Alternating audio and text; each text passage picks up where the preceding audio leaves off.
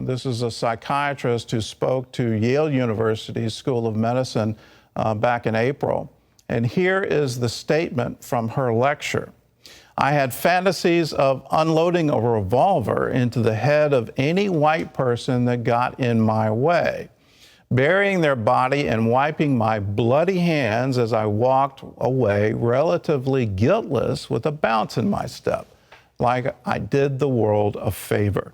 Now, that is an extreme statement in defense of that psychiatrist.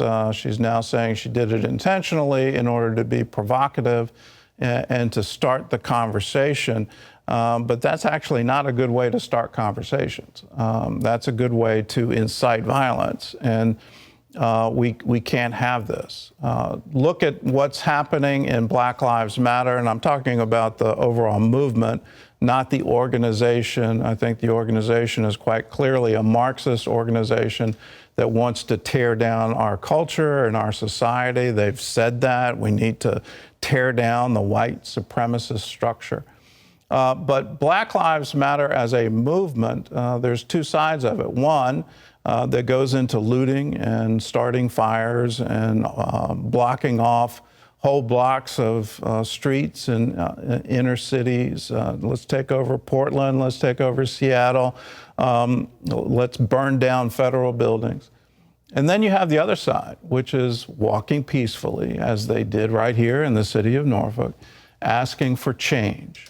And in that peaceful protest, they were definitely joined by white Americans who said, we have a problem.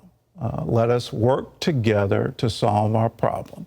Let us work together that this isn't an aspiration any longer, but this is real, that we can be one nation, under God, indivisible, with liberty and justice for all.